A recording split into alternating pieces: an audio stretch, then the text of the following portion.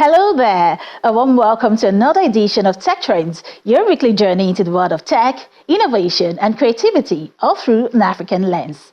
On the program this week, federal government unveils Project Bridge, a 90,000-kilometer fiber optic network to boost connectivity nationwide. Also coming up, Digital Professional Fair aims to tackle youth unemployment crisis by training young people in digital skills. Plus, the Gulf is investing big in Africa's tech future, but what does that mean for startups and innovation on the continent? I talked to Samuel Lubido, chairman of Tech Innovate Group, to find out. We'll give you more in just a moment. Do stay with us. This is Tech Trends, and I am Olayemi Oshidende.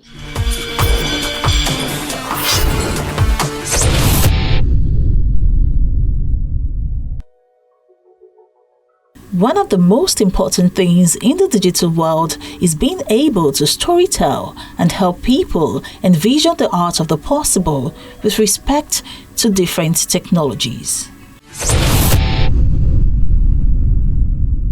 Africa's youth unemployment crisis remains one of the continent's most pressing challenges.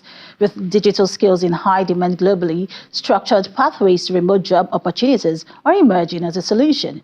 And that's why the Digital Professional Fair aims to train young people in high demand digital skills. So we are building an e-learning platform. At a time when young people are brimming with creativity and ambition, but often face unemployment, underpayment, or a lack of structure, the Digital Professional Fair aims to prepare them for the demands of the digital economy. Thank you very much, ladies and gentlemen. The gathering brings together students, entry-level professionals, and newcomers to the digital space for a day of learning, skills training, and an ultimate goal to equip them for the realities of a competitive, fast-changing tech world. It's not just about getting a job, it's about becoming business ready, thinking globally, and building the kind of structure needed to operate like a corporate entity, whether as a creative, a coder, or an entrepreneur. The organizers say the goal is to help participants navigate the evolving tech landscape and position themselves for opportunities both at home and abroad. The Digital Professional Fair is not, I keep saying, it's not an event, it's not a conference. It has been a movement. It's a vision to see Africa's digital professionals, creatives, founders, and freelancers operate with the same confidence, the same systems, and the same excellence as the best in the world. When I look at everyone here, it's proof that this vision, it works when you work it.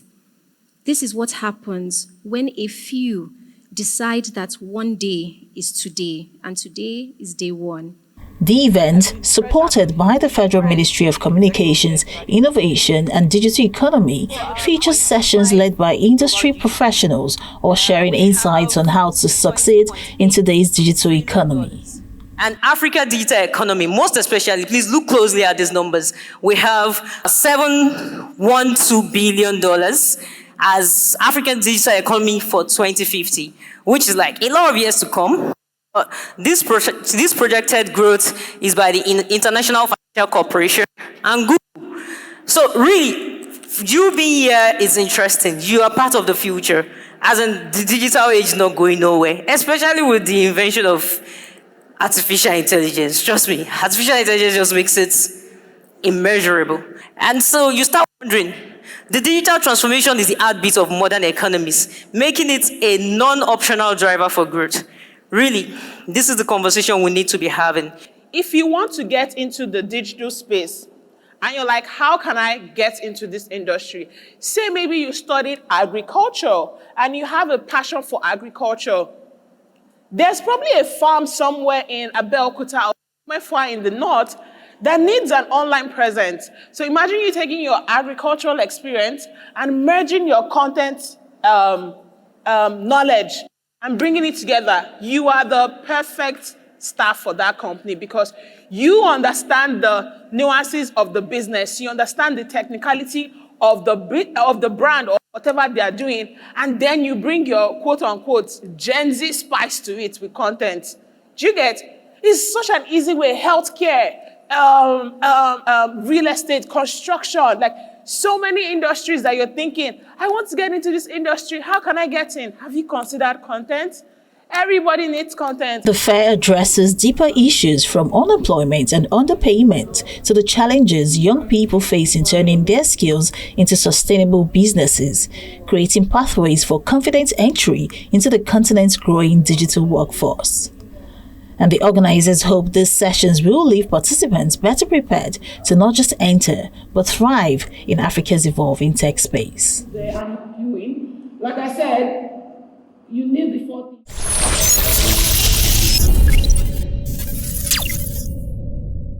In order to shape in the digital landscape, deepen connectivity, and enhance industry players' operations, the Ministry of Communications, Innovation and Digital Economy has launched a 90,000-kilometer fiber optic infrastructure. At the stakeholders' engagement to provide clarity, structural design, and critical requirements, the minister said the newly built fiber optic Project Bridge is the largest digital fiber backbone investment in any developing nation.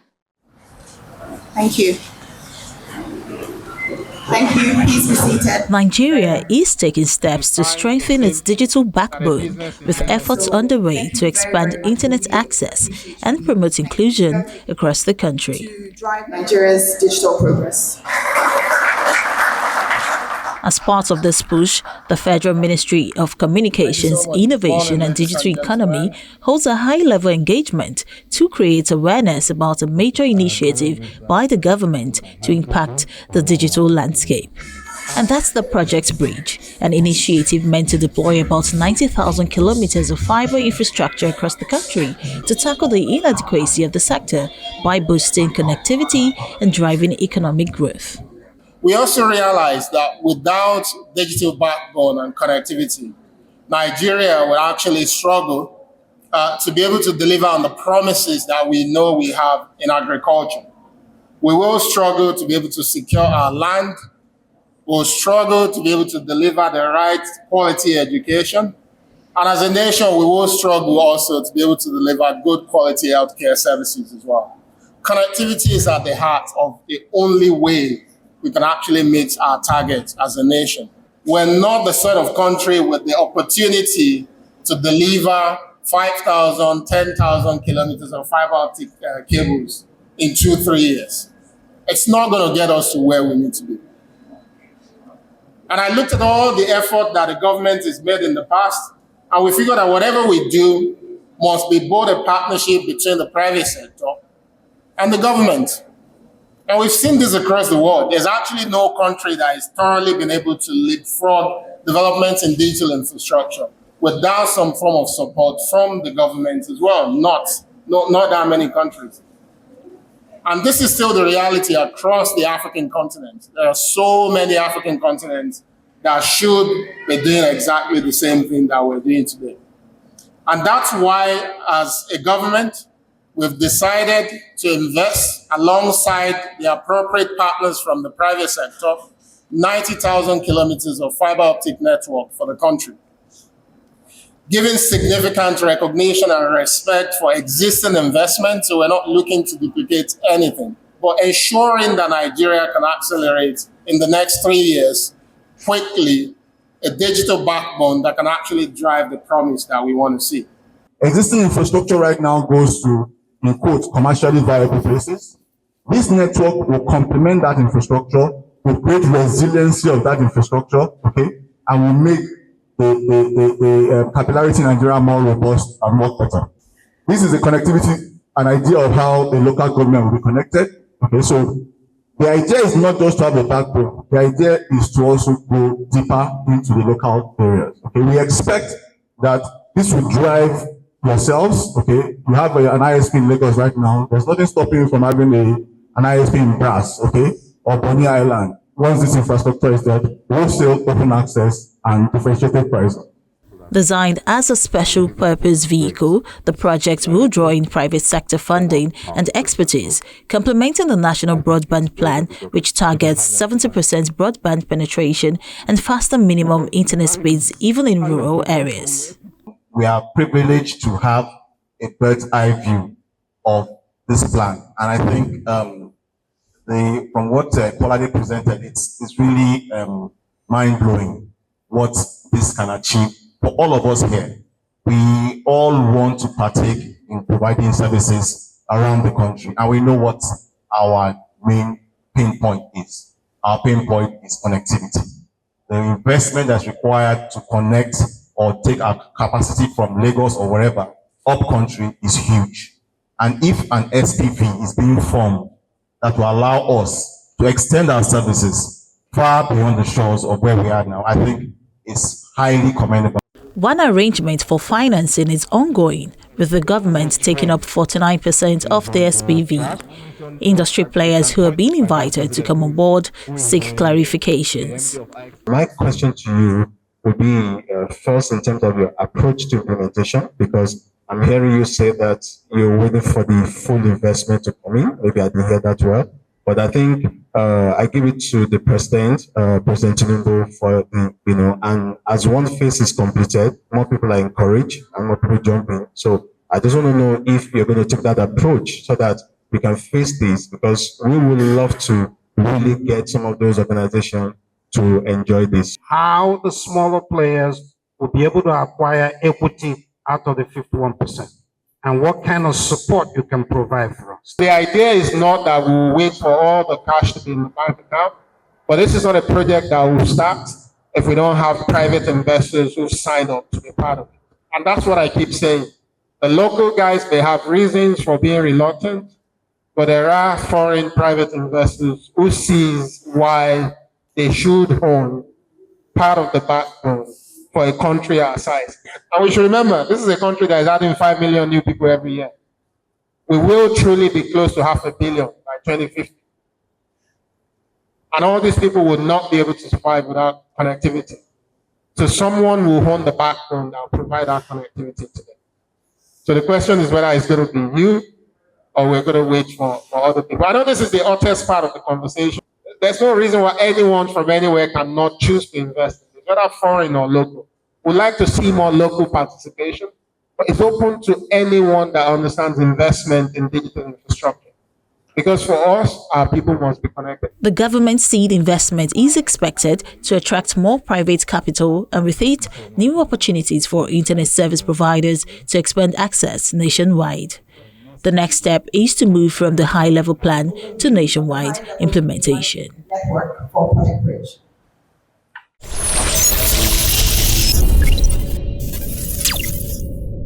Africa's tech ecosystem is growing fast, attracting more attention and investment than ever before. One of the newest and most active players in this space is the Gulf. From infrastructure to digital startups, Gulf nations are ramping up strategic investments across the continent. But what does this mean for Africa's startups? How are these investments reshaping both regions, and what opportunities lie ahead for collaboration, innovation, and inclusive growth? Joining me to unpack these questions is Samuel Ubido, Chairman of Tech Innovate Group.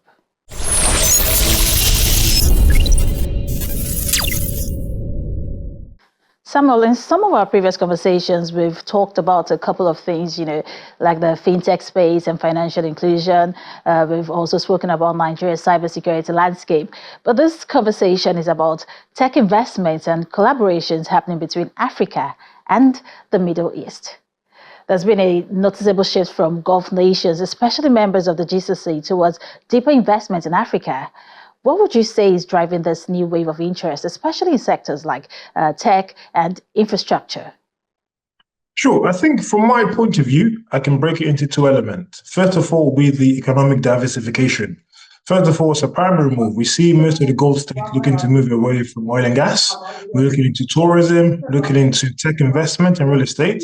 So such diversification for economic diversification, they're looking at Africa, most especially fintech sector and tech sector to play into.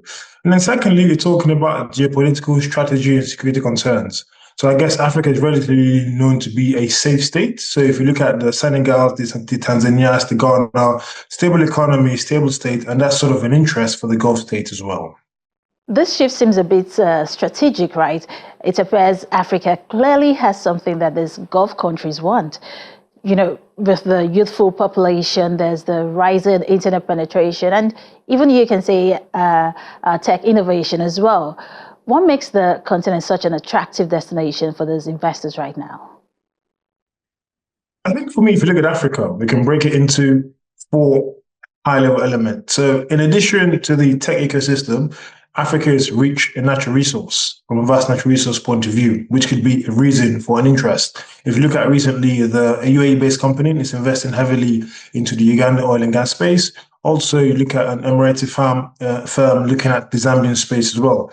If you look at the demographic and market growth, Africa has the youngest population, and over the next coming years, we're going to be developing a lot of tech talents. So, from a population point of view, we have young, intelligent, and sharp population for us to use, and then we can see the tech leapfrogging. So, look around the AI ecosystem and AI advancement. So, definitely, there is sort of now an opportunity for us South Africans to catch up from that tech ecosystem point of view as well. So, that's also be the key point that I've got in mind. Now let's talk startups specifically for a moment. What kinds of African tech solutions or business models are catching the attention of these investors? Are there specific African tech sectors or innovations that they are gravitating towards right now? Yes, in terms of startup, the first on the agenda would be fintech and mobile money. So if you look at the Middle East, for example, they have conferences like GITEX, which is Gulf Information Technology Conference. One is happening in Nigeria, which is the sort of brought from the UAE down to Nigeria. And you've got the Money 2020 Middle East, which is a fintech-based event. And what we've seen here is they are focusing a lot on African panels, African strategy, and vice versa. So fintech comes quite first because we have a population and a huge diaspora population. And in that movement of money from either Europe, Middle East to Africa, the companies that are providing the solutions are definitely making money and making profitable. Secondly, you'll be around clean energy and climate tech. As we know, we're talking about net zero, we're talking about green energy, we're talking about energy transition. So what we can see here is a lot of energy startups and companies in Africa are starting to see funds from companies over in the Middle East. And the Middle East is quite strategic because they've got experience in running large energy firms for a very long period of time. So some of that expertise is being transferred onto the local ecosystem. And another huge area would be the logistics and e-commerce space. So the logistics, you're talking around moving of goods, moving of services, and you're talking about e-commerce website and e-commerce platforms. And then I guess to summarize, we have the big elephant in the room, right? Agri-tech and food solutions. Of course, before we talk about technology, we have to eat, right? So solutions that either allows farmers to do lending, allows farmers to sell product, scalable farming, and technologies around how do we create more food security and more agri-tech solutions is quite a bit of interest to UAE-based investors as well. Now, if all goes well, this will be a mutually beneficial relationship, right? What does that say about where both regions are headed? For me, the future looks bright. So we can see the trajectory of investment across both ecosystems. Recently, I was reading the UAE government has invested up to $1 billion into the Ghanaian market from a tech investment park to encourage the ecosystem. Also, the brands of GITEX Africa coming to Nigeria. We can see that inflow of, technology, ecosystem building coming through.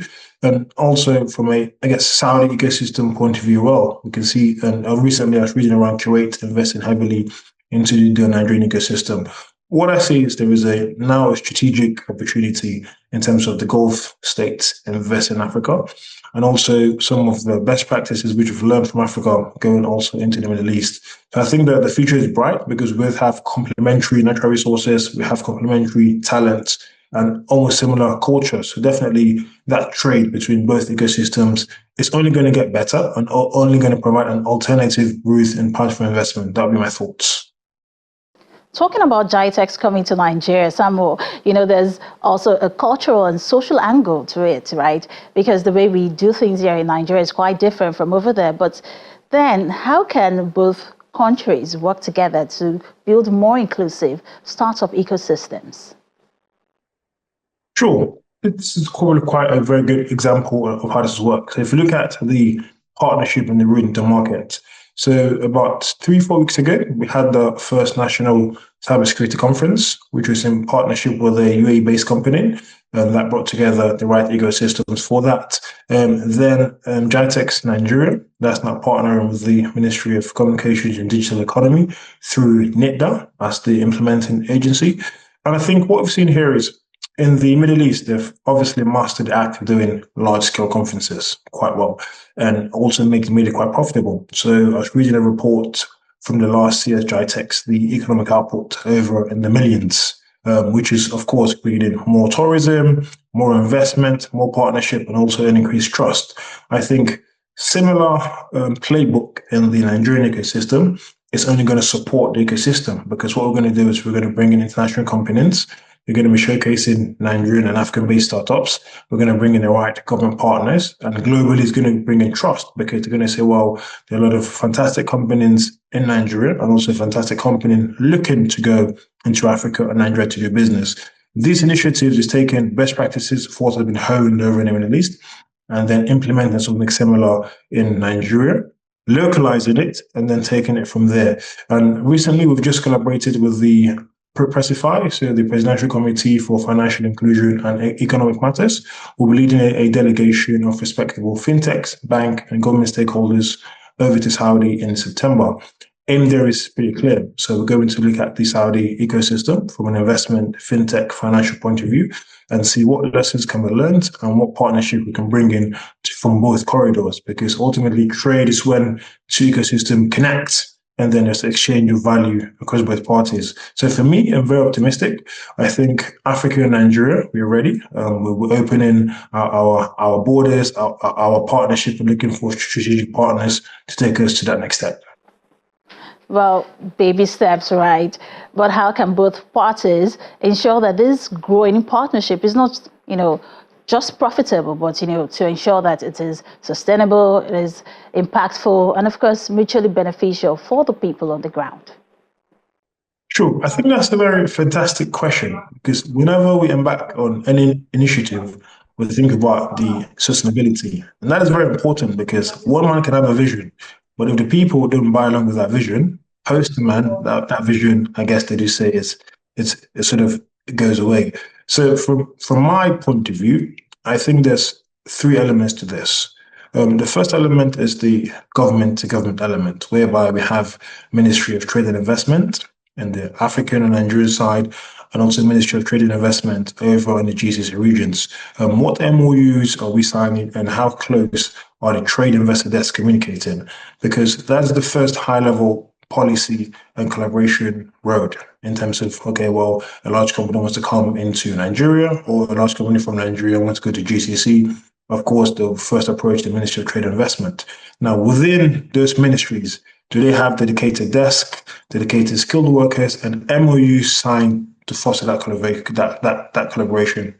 That's number one. Number two, we then have what we call chambers of commerce. So you have likes of examples from different continents, which have quite big chambers of commerce. Do we have a Nigerian GCC or an African GCC chambers of commerce? If so, how active is it? How do people get memberships? And how can we start leading more delegation and then more trade missions? And then the last part will be, I'll call it private sector-based ambassadorial roles, meaning people that have done businesses in both ecosystems, speaking about the benefits and the amazing things which they've achieved. Because in the world we live in, information is power. So if there are fantastic deals and partnerships happening and we're not aware of it, therefore people wouldn't have the right confidence and the right trust. So as a private sector point of view, whatever I'm doing in the Middle East, either the UAE, the Kuwait, the Saudi, the Bahrain, what channels are available to ensure that this good news is spread. So I'd say those sort of three elements encompasses, would then sort of create a way whereby government collaborates with private sector with a few ambassadors to ensure that, one, we are seeing the exchange of value, and then that leads to a sustainable path to keeping this going over and over again. Well, it's always a pleasure having you on the program, Samuel Ubido, Chairman of Tech Innovate Group. Thank you so much for your time. Thank you very much, Olayemi, for the invitation. I'm always keen to share my thoughts on trade, investment, and ecosystem building. Bye for now.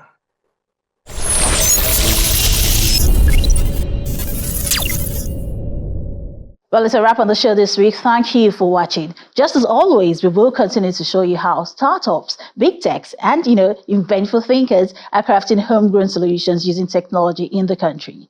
Remember, you can always relive this and past editions of the program on the Channels TV YouTube page, and I encourage you to watch, share, and like your favorite episodes. For Tech Trends, I'm Olayemi Oshidendi, and I'll see you next time.